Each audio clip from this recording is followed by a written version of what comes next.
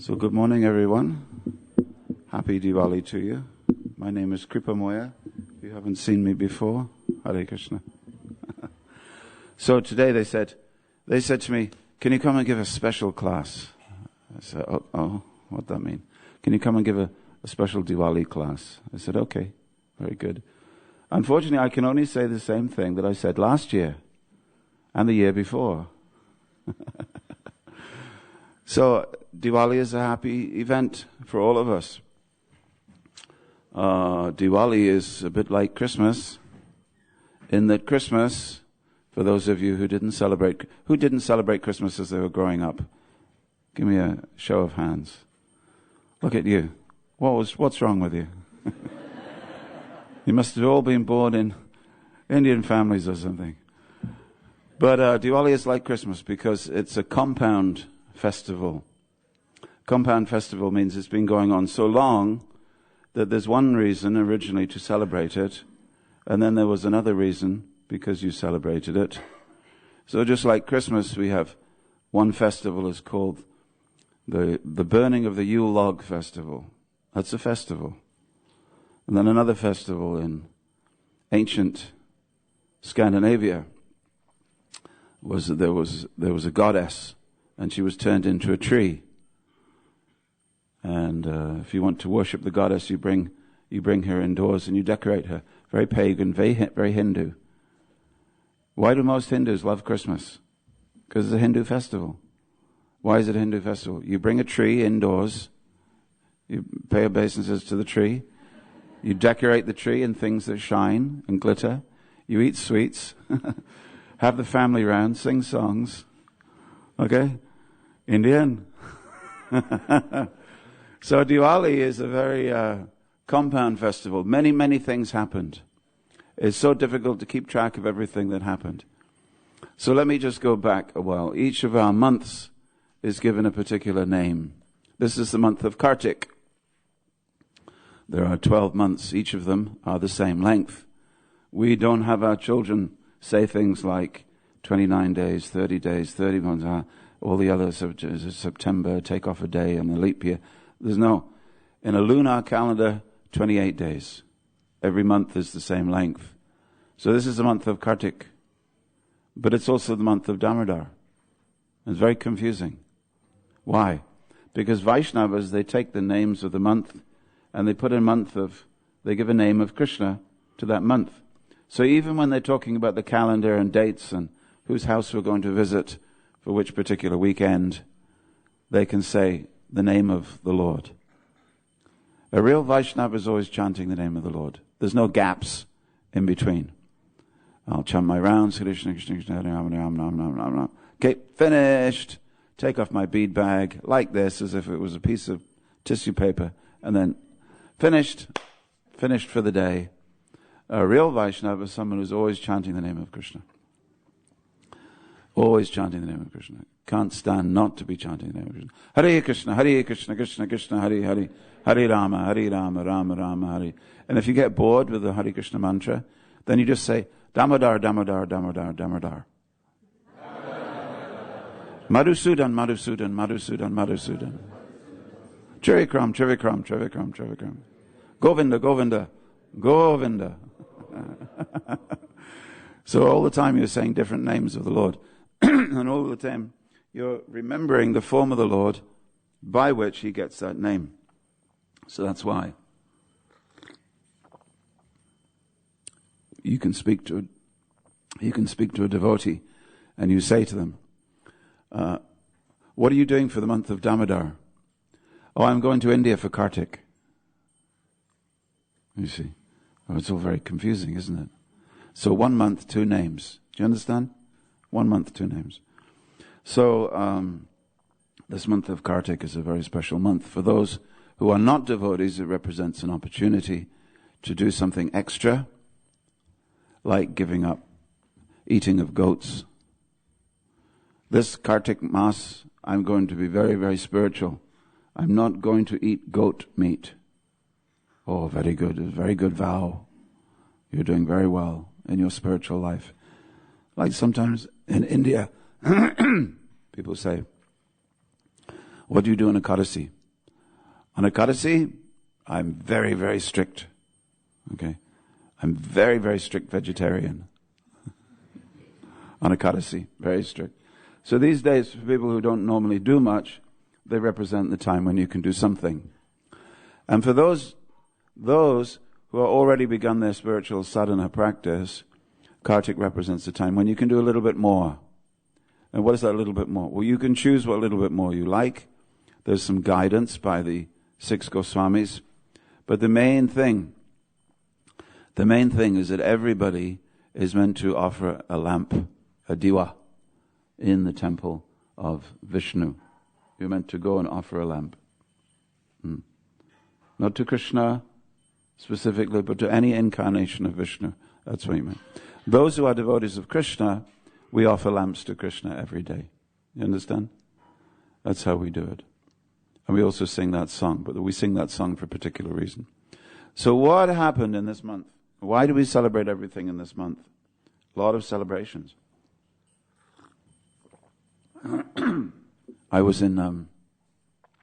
asked to give anybody does banking? You got anybody interested in banking? Go on. Don't be shy. There's people going like this. So I don't want the devotees to know that we have some, white liberals here. They might not like me if I tell them I'm into banking. Okay. Any bankers? I'm not a banker. You're into banking. Okay. So the perfection of banking is if you go to work for Goldman Sachs. Big bank. You heard of it? Goldman Sachs. It has its headquarters in the Strand. Excuse me, not the Strand. Fleet Street. Very important street in London. All the newspapers used to be there. The Central Court. The Central, what's it called? The Central Inns of Justice. The Old Bailey is just up the road. It's very important people. St. Paul's Cathedral is just 200 yards up the road. So I was asked, they said, can you give a talk about Diwali? I said, yes, I can. I said, the difficulty people have with me is getting me to shut up, not to speak. You tell me a subject, I can speak about it for 20 minutes at least. Bricklaying. Yes. Making a sponge, Victoria sponge. Yes, I'll talk about it. When is he going to shut up? So then I said to the lady with Goldman Sachs, you have to have a code to get into the building, and then another code to get past some barriers, then another code to get into the auditorium. And when you get into the auditorium, it's like you're in a beautiful mandir, all black marble and gold. And I said, who gives talks here? He said, well, we've had Dame Kelly Holmes, the gold medal, Olympic medal winner. I said, okay. She gave a talk. Yeah, she gave a talk. I said, who else have you had here? Oh, we've had Sir David Attenborough. He gave a talk about conserving life on the planet. I said, oh, okay. And then who else? She said, well, last week we had the Archbishop of Canterbury. I said, okay. She said, and this week we've got you. Was I nervous? You bet I was nervous.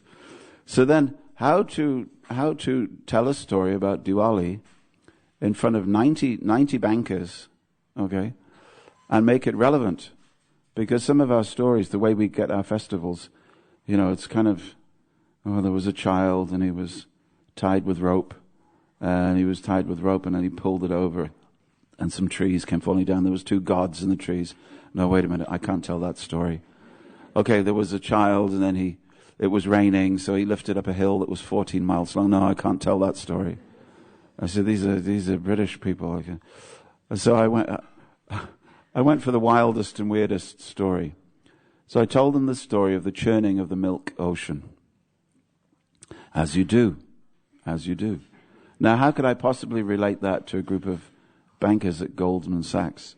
Well, little did they know that just up 200 yards up the road, there is a plaque, a white marble plaque, inside the Holy of Holies, St. Paul's Cathedral, where the royal family get married, okay, where Charles and Diana got married, and different people get married. The nation comes to pray. Inside that spot is a white marble plaque dedicated to the Viceroy of India. Back in the day, when England was connected through a political and social umbilical cord to India. So there's a white marble plaque. I forget the name of the Viceroy, I apologize, but on the top of the plaque is a sculpture that all over India, everybody would know what this sculpture meant. It is the gods and the demons churning the ocean of milk, making Vasuki, the snake, and Mandara mountain, the churning rod, and Kurma underneath to balance the churning rod, and Lord Vishnu in his many-armed form on top of the Mandara mountain to keep the Mandara straight. Now, that's called jumping in at the deep end. If you want to explain something, that's just but they were astonished to find that when India became a separate nation, the British didn't go around ripping out any pieces of architecture that looked remotely Indian. We don't do that as British. We like to incorporate things. We're not good at smashing. We like to transfigure or transform. So, this particular depiction is the essence, you could say, of the whole festival of Diwali. If you go to Bangkok, and if you do go to Bangkok, you must have a very good reason for going to Bangkok. There's lots of bad reasons to go to Bangkok, okay? If you go to Bangkok, you must have a good reason. So then, if you go to Bangkok, you'll get out at the airport, and the first thing you see in Bangkok airport is a 30-foot long depiction of the churning of the ocean of milk. 30 feet long. All life-size characters. Well, at least they're 6 or 7 feet tall. Gods on one side, Vasuki in the middle, Mandara mountain, and demons on the other side, and Lord Vishnu on the top. It is still there. Not only is it still, he's already Googling it, look. That's the thing about the class, you got young people now, they can Google for a picture, see. So, it is called Sagar Mantan or Samudra Mantan often. So everybody knows the story. Not everybody knows the story of Krishna being tied to the wooden grinding wood, but everybody, all over India and beyond. Cambodia, Thailand, Burma, Singapore, Laos, Vietnam, and then into Pakistan and Afghanistan. They know this churning of the milk ocean. And they know Ram. They know Ramayan and they know the churning of the milk ocean. Because the churning of the milk ocean is a story that is there. And everybody can trace their roots back to something that happened there. So, what do we do? What is it? What's significant for us? Well, it is there in the Srimad Bhagavatam. If it's in the Srimad Bhagavatam, then Srila Vyasadeva meant for it to be a story that all of us know and all of us remember. So many things happened, and they have political consequences even up to this week. This week there's been a lot of political problem in India itself concerning the Shabarimala temple. You know the Shabarimala temple? You don't keep up with the Indian news? Okay. For many hundreds of years they've had a tradition that only men can go to that temple. Of course, the tradition is something that grew up, and there was a 30-kilometer trek to get to the temple, and men had to go through jungle to get there. So you proved yourself by going to the Shabarimala temple. Now, as is customary in India, they built a road around the back, and you can go there by bus. So it means it's accessible by everybody. You don't have to walk barefoot through a jungle. So now women can go, except that they can't, because there's tens and hundreds of thousands of temples in India, but this temple has an ancient tradition, no women. So how is this connected? Well, because when Mohini Murti, the only female incarnation of Vishnu, came out of the ocean, she was the one who was going to distribute the nectar, the amrit that was generated. First of all, there was poison, alahala poison, called alahala. Probably that's the sound you make as you drink it. But Lord Shiva, he took that poison off the top of the milk ocean. Like when you do a fire yagya.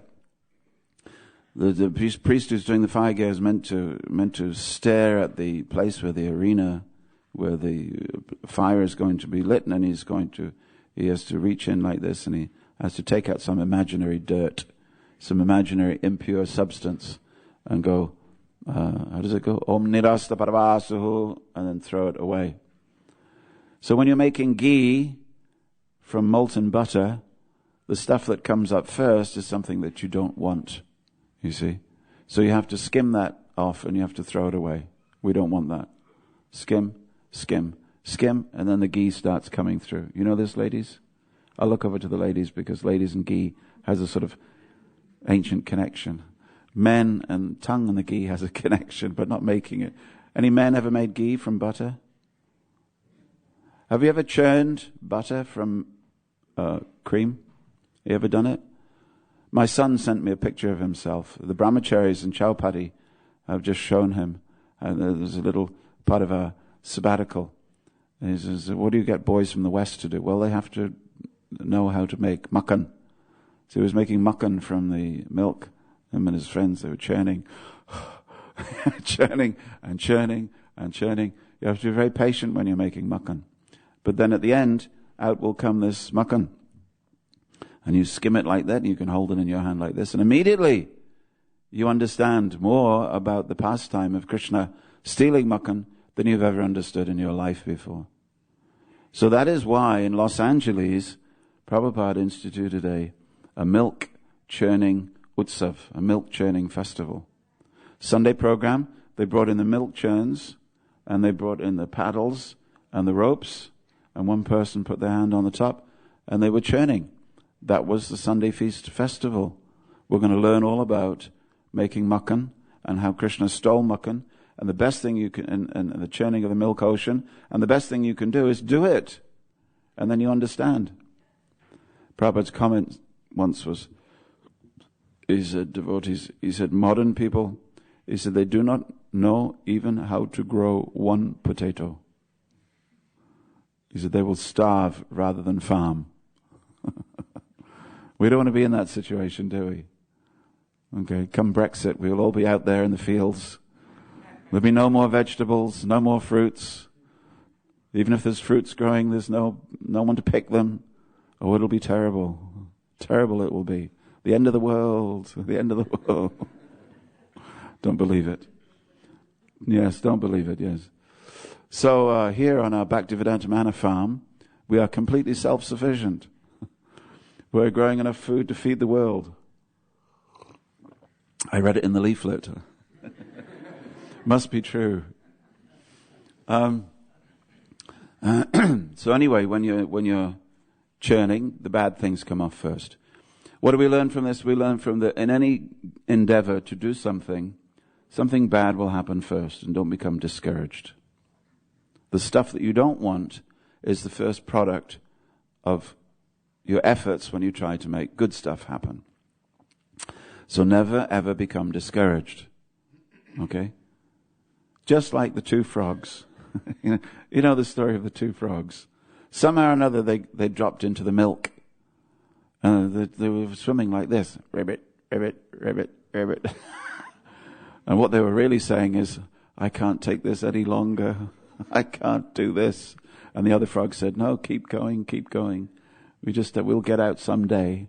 Someday. I can't keep doing the ribbit, ribbit, ribbit. And he said, no, just keep going, keep going. You have to have determination, have courage. And the other frog said, no, I don't feel I can go on with this. And he gave up. And as he gave up, he stopped. He had no more mental determination. No more mental determination. He stopped. And he fell down. And frogs need air. So he drowned in the milk. The other frog kept going, and he kept going, and he kept going. As he was going, he was churning the milk. And eventually he churned it into butter. And then he stood on the butter, and he jumped out. True story. I was there. I saw it. I overheard the frogs speaking.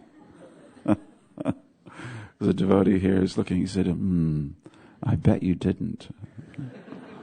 I bet you're one of these bogus gurus in ISKCON telling things that didn't happen. So the frog was able to, with determination. So how to have determination? We all need determination, don't we?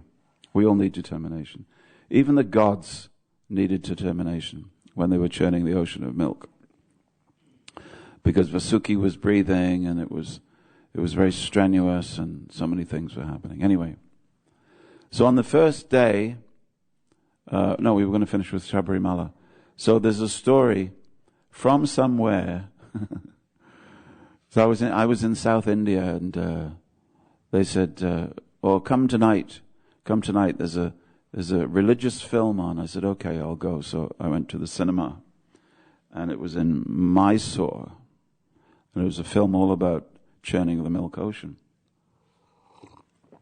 And I got an expensive seat. In Indian cinema, there's cheap seats, and there's expensive seats. So being from the West, I bought an expensive seat. I paid 10 pence. 10 pence, and I was up on the balcony.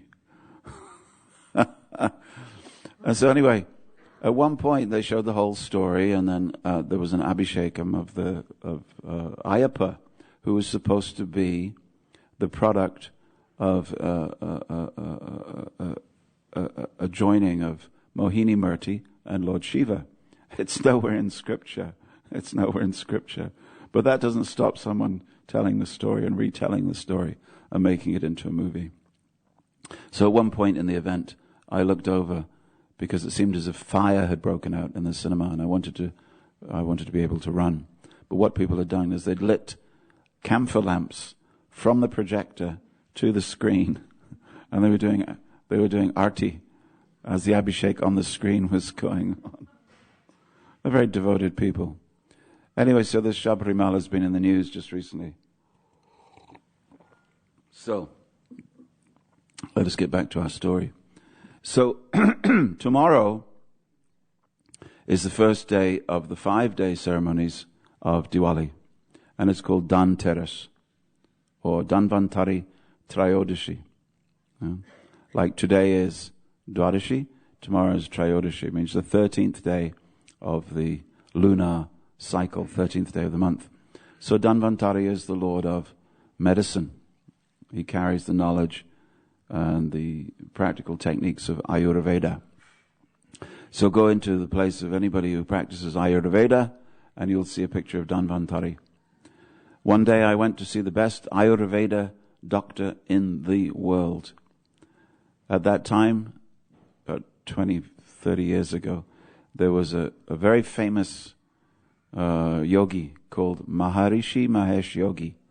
He had started the Transcendental Meditation movement, and the Beatles had gone to stay with him in Rishikesh. Anyway, it was his doctor. So there was a queue of 80 people at 7 o'clock in the morning. They told me, get there early because I got there, joined the end of the queue. He walked in, he took one look at me, he said something to his son, and the son said, come.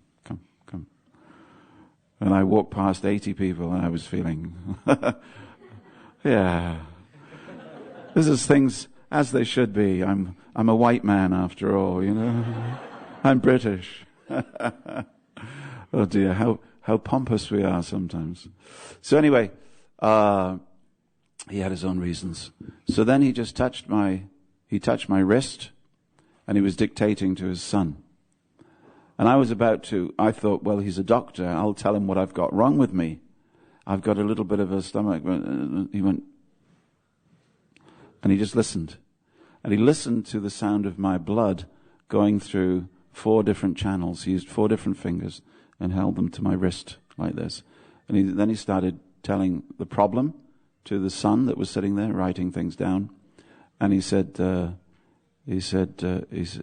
the medicines. And that was it. We were sitting in the dark. It was just a torch, so he was giving the medicines. And it was absolutely amazing. So I took the medicines, and I was cured in 2 days. It was incredible. Of course, he's long gone now. His son has taken over his work. But these people, It is a very subtle science. Very subtle science. So this is Dhanvantari. So Dhanvantari ki jai. Tomorrow we do that. The day after is another day. And on that day, there's a big celebration of Krishna killing a particular demon. Now, all over the north of India, they celebrate Dussehra, or Ram Vijay. And Ram finally vanquishing his foe, Ravan, and we burn the 10-headed effigy, like children here burn Guy Fawkes on a bonfire, and let off fireworks and all that kind of thing. Someone came to me the other day here in the temple, last time I gave class, and he was very serious. He said, "Do you think we should carry on burning Ravan? Was he that bad? Was he that bad that we should carry on burning him?" I said, you may have a point there. I said, do you think that Guy Fawkes was all that bad, really, that we should carry on burning him every 5th of November? What's the date today? 4th, so tomorrow. All over the country we will be burning someone who tried to kill politicians in the Houses of Parliament. Do we really want to burn somebody who felt so strongly? He was Catholic. Oh, is that so bad? So only Ravan is ceremonially burned every year. But in south of India, they don't celebrate Dussehra as much as they celebrate Naraka Chaturdashi. And there the story goes that Krishna was not only helped by his queen Satyabhama, but actually it was Satyabhama's arrow, that finished off Narakasura. That's the story they tell. And there, they have something. I was in Tirupati. We have an ISKCON Tirupati. There's a Tirupati on top of the hill, and a little Tirupati, Chota Tirupati at the bottom of the hill, which is ISKCON Tirupati. If you have never been to this ISKCON temple, please, next time you go to India, don't only go to Vrindavan. Please go south. And you'll see the wonders that ISKCON is in the south of India. Usually our devotees go, where are you going in India? And it's never a surprise where they're going. It's Vrindavan. Mayapur. Oh, this year we're going really down south. I said, where are you going? Jagannath Puri. We're going way down south. I said, you do know that India is shaped like a triangle. And the ISKCON wave band is up here. But if you go down, we have an ISKCON Tirupati. And it is absolutely gorgeous, absolutely beautiful. If you've never been there, please go there. But don't go there for Naraka Chaturdashi, because the devotees have a big bonfire. And I would like to call this bonfire and firework display the event that health and safety forgot. So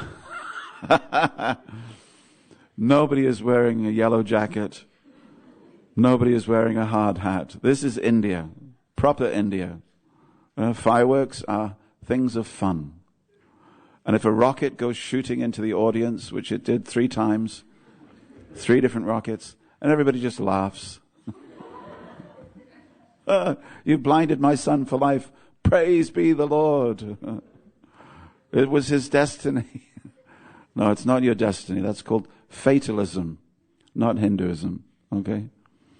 Proper Hinduism is where we take adequate precautions, please. Give God a little bit of a chance to protect you. Okay?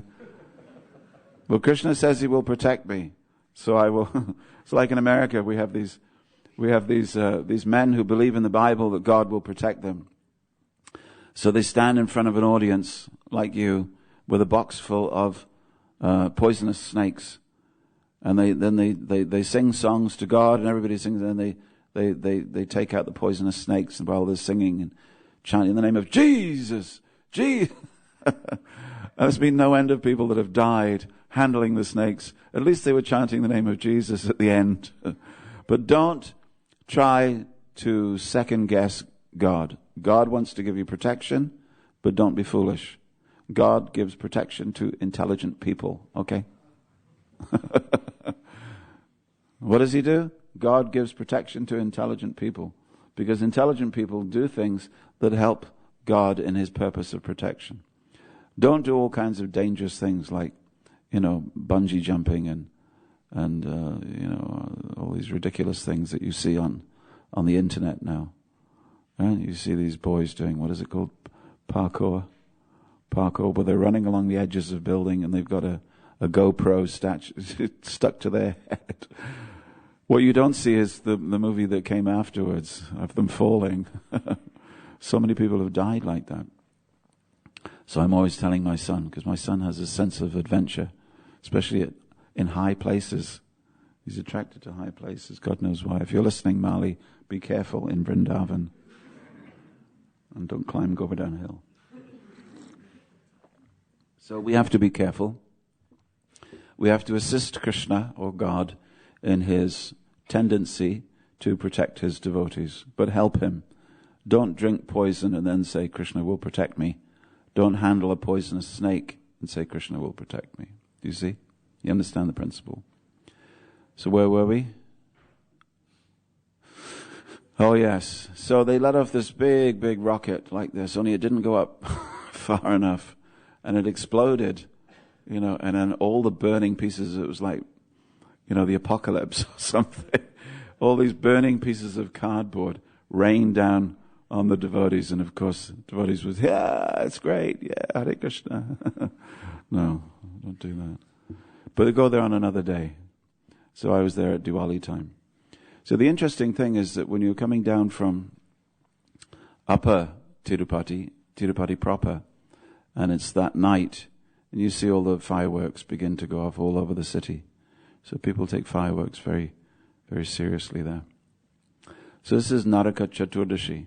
So we remember that Krishna and Satyabhama are always together, and that Krishna is our protector, and that aided by his internal potency, Krishna and Radha, or Krishna and Satyabhama, or Krishna and Rukmini, or Ram and Sita, or Lakshmi and Narayan, they're always our well-wishing friend, each and every one of us. Each and every one of us. That's the most amazing thing, that we have a personal relationship with God, the Supreme Being. Isn't that amazing? Sometimes we don't see ourselves like that. We immediately disqualify ourselves. We think, I'm not qualified, I'm not good enough, I'm not a devotee, who gave you the right to have a bad opinion about yourself? Who's given you that right? It's just your best friend, the mind. The mind is my best friend. I know where I'm situated in devotional service. Well, maybe you don't. Maybe you're very harsh with yourself. Maybe you're too harsh with yourself. And those of you who are thinking that you're a very advanced devotee, you're too generous with yourself. You have to be a little more harsh, you see. So, how do we know where we're situated? Well, we ask 3 Brahmins. 3 Brahmins, Prabhupada said. If you want to know how to progress in life, ask 3 Brahmins. And when 2 of them say the same thing, then that'll be a good guide to what Krishna wants you to hear this week. So then we come to the ultimate purpose of Diwali in the original festival, was that Lakshmi ji herself came from the ocean. Now Lakshmi is inseparable from the Lord. Just like the sun's shine is inseparable from the sun. You cannot cut the sun away from the sunshine. Sunshine and sun are always together. So Lakshmi is Anapayani. Anapayani is always together with Vishnu, never separated. Except when it would enhance the enjoyment of the Lord to be separated for a while. This we see in the pastimes of Radha and Krishna. There's Vipralamba. We see this separation as the highest form of love, but only when Krishna wants it to be there. We should not think, well, I'm separate from Krishna, and somehow this is giving Krishna some pleasure. I'm away from Krishna, I'm forgetting Krishna. Maybe it's Krishna's Leela that I should forget him. This is called Mayavad philosophy. It's also called, again, thinking of yourself as God. You were doing so well.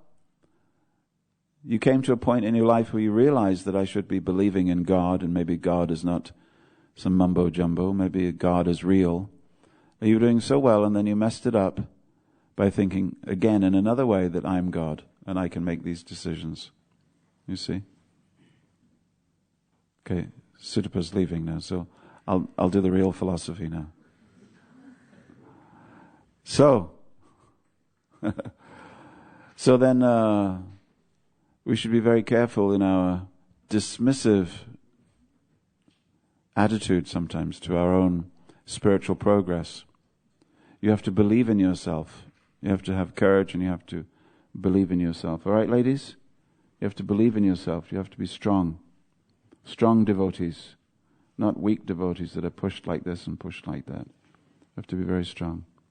So who's going to give you that courage? That's why we've set up this mentorship system. The whole mentorship system is so that you receive courage. Not just information, not just knowledge, not just philosophy, but you receive encouragement. Encouragement is a very important part of spiritual life. So when Lakshmi comes, she comes as a reenactment of her being joined with the Lord.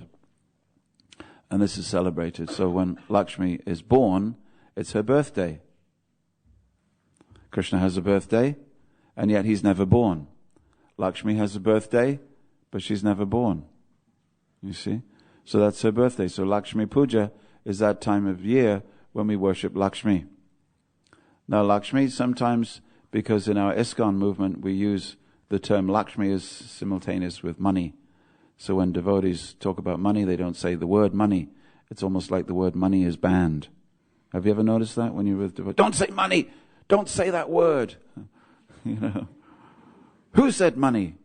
Pick up a stone and stone the person. Who said money? So we use the term Lakshmi.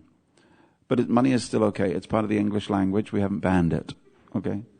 It's just so that we understand where wealth, money, good fortune come from.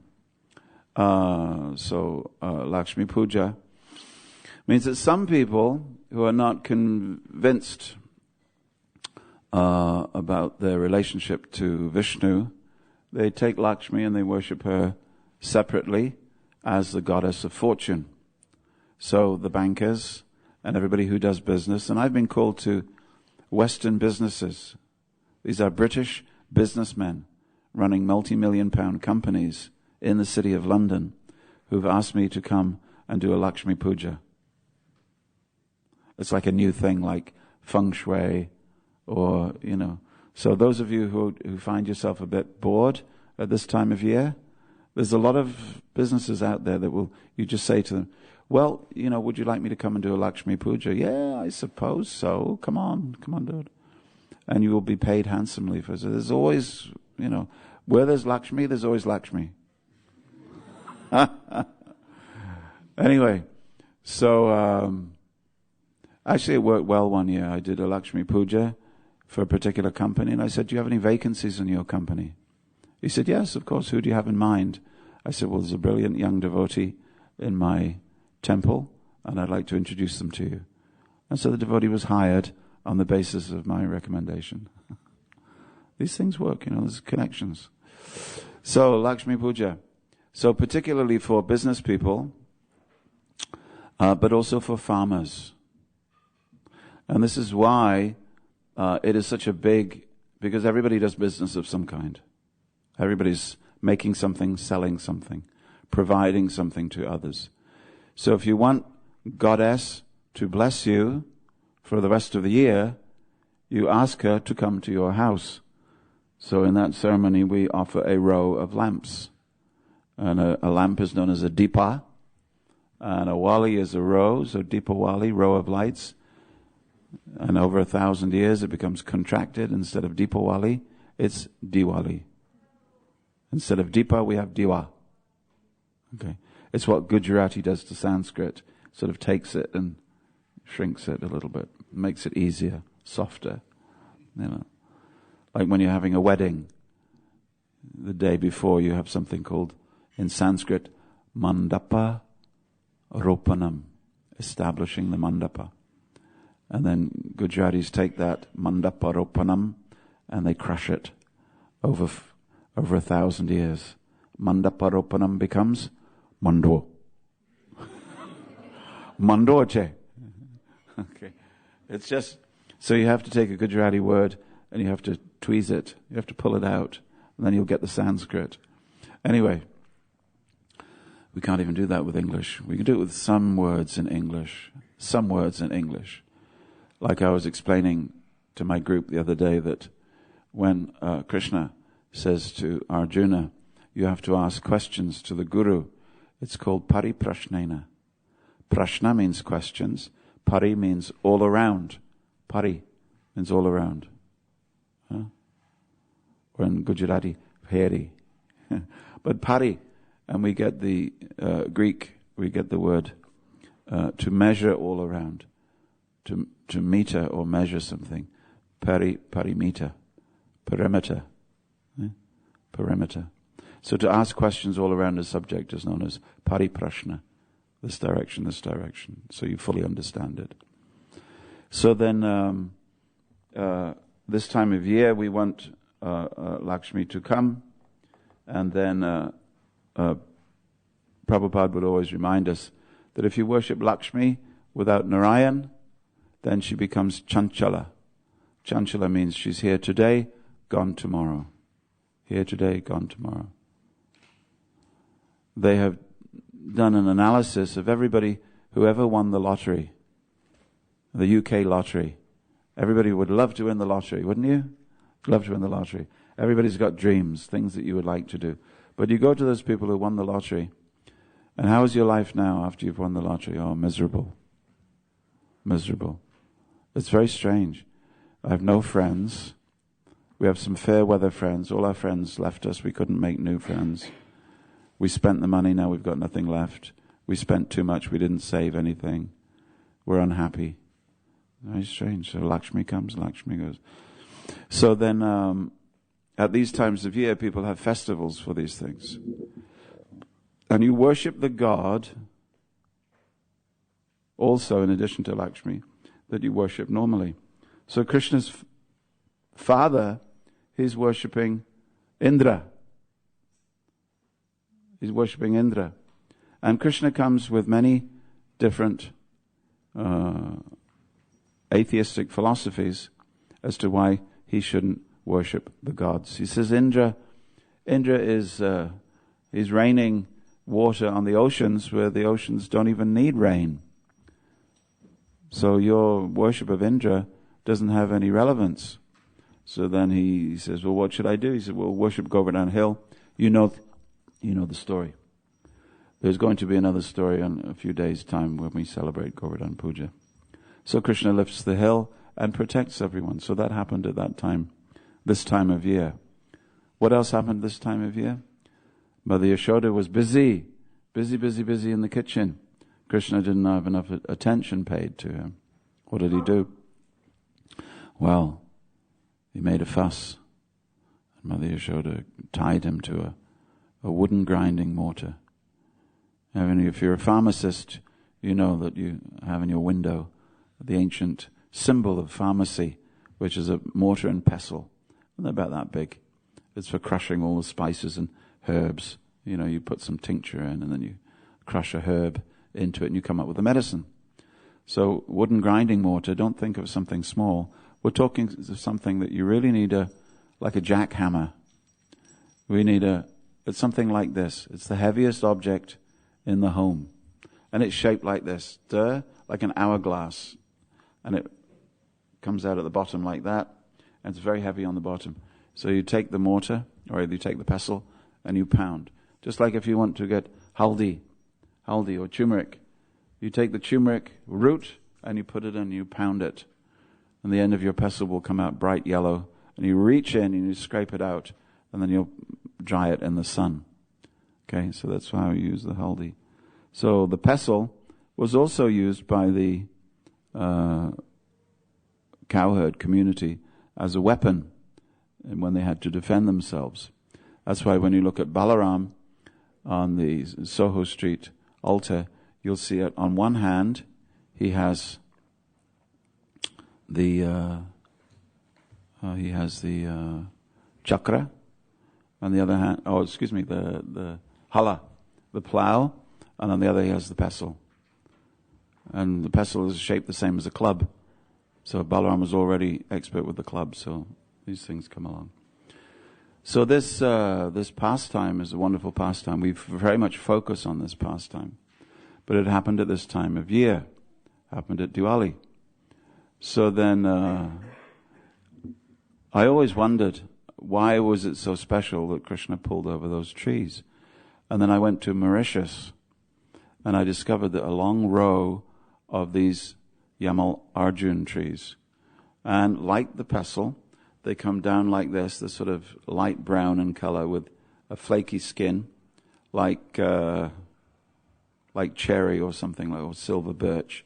They come down like this. And at the bottom, they look like a rocket. They come out like this. And they're the only trees that a hurricane won't knock over. Hurricane cannot knock these trees down.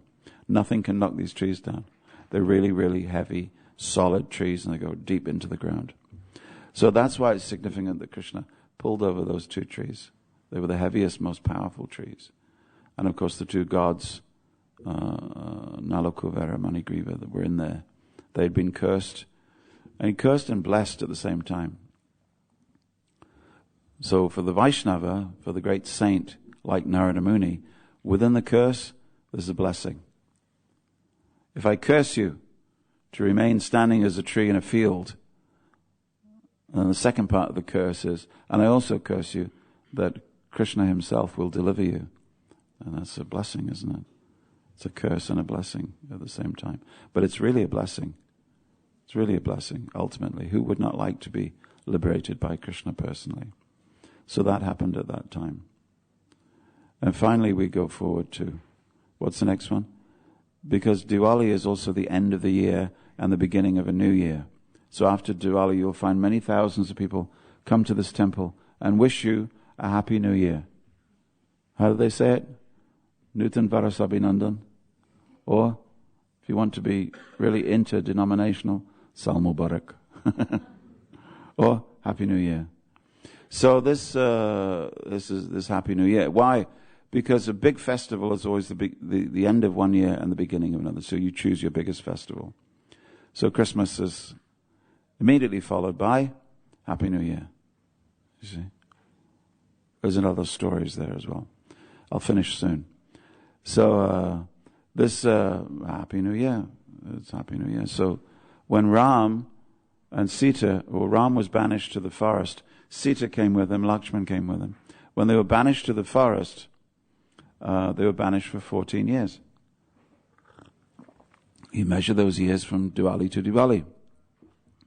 So that is why the big Ram Vijay Dashami, the big festival of killing Ravana, is followed by Diwali, which is 2 weeks later. So Ravana is vanquished at the end of the 14 years.